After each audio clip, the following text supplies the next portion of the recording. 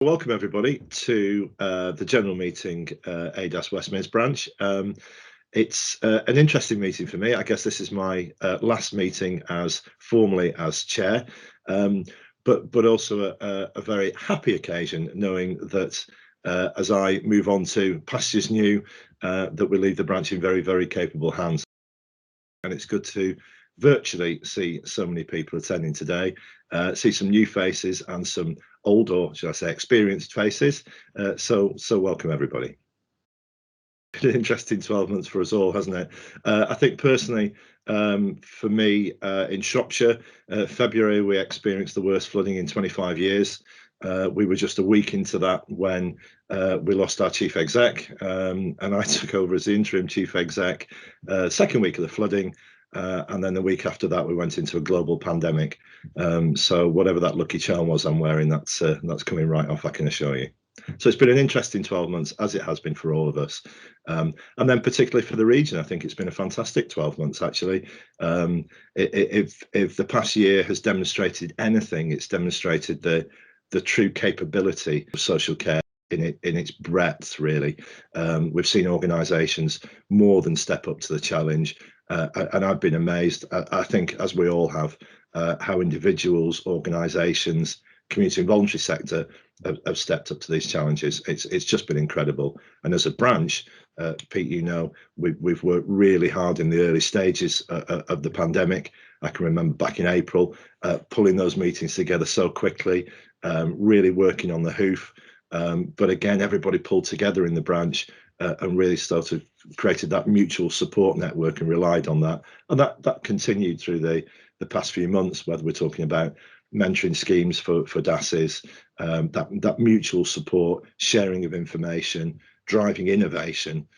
So actually, we're considering all the crises that we've faced this year. We've also moved a hell of a long way, I think, as an organisation, and ADAS in general, I think, has really stepped up and found a new sense of confidence from perhaps the public, the general public, and dare I say, from national government as well, as starting to understand the real value of the services that we provide. Post-COVID, I think adult social care has got a hugely central role to play in economic development. And I'm not certain everybody's cited on just the opportunity and capability that adult services provides for this. So I think it's for us all to think about the context within which we work. And we've seen over the past few years that argument that lands really quite well with people when they start to understand the economic impact that health and social care has on localities, has on businesses, has on the workforce, has on GVA. And as a branch, we've done a lot of work in that to provide evidence around what that actually looks like.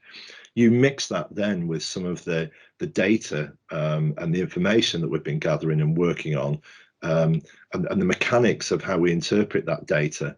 And you know, it's been a hobby horse of mine for the past couple of years, but visualizing data in a different way.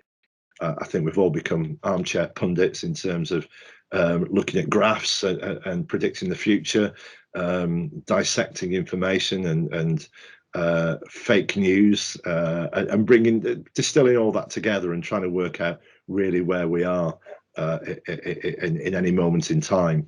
But I think bringing that evidence together, showing it in a different way, interpreting it simply for people, then the penny starts to drop. And when those pennies start to drop, I think then you get into a much broader conversation, and again, a very different view of adult social care. It's not something that's on the periphery. It's not something on the side. This sits centrally within any sort of system. As chief exec, I can see the links locally are incredibly strong. And what I guess my commitment to the branch is going forward, I will take that with me into the chief exec world and really bang the drum for all the good things that we've been working on, you know, as a region. So I think really positively around this, get all our ducks in a row, get the information together, present the argument, and people listen. And that's my reflection on the past 12 months. People are really sitting up and listening to us now. My reflections on ADAS as a branch, as a Westmeads branch, and then nationally. really boils down to each one of us as individuals and our appetite to change, our appetite to inform change, to drive change, to wanting to innovate, to wanting to improve for the right reasons. So none of us came into this for some sort of egocentric megalomaniac sort of ideas. That we all came into this kind of work to help people, to support people, to make lives better. And I'm pleased that we all remain tirelessly focused on that as an objective. And then what we've got to do is use the resources around us to make that to a reality, to really improve the lives of people, to make a real difference. So as individuals, I think we can do that. Collectively as a branch, that provides us with more strength and a stronger voice, perhaps nationally.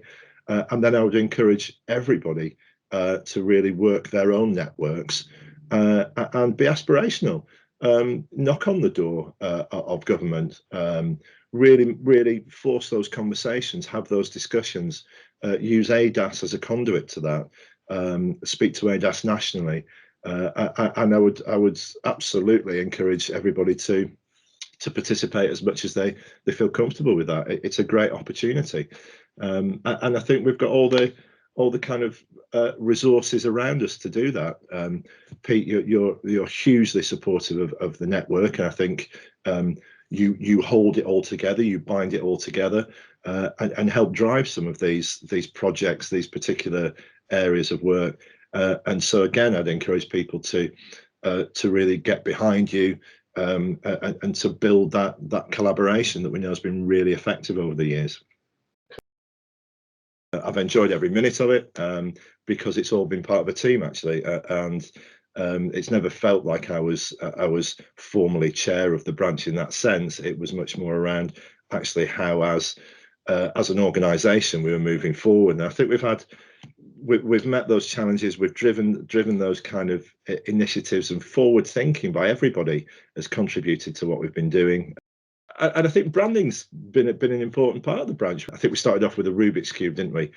What seemed like many moons ago now. We played around with flipping adult social care and trying to change the narrative around that. And latterly, and I take absolutely no credit for this, but it was around the whole Dark Side of the Moon and the Pink Floyd themed end to last year.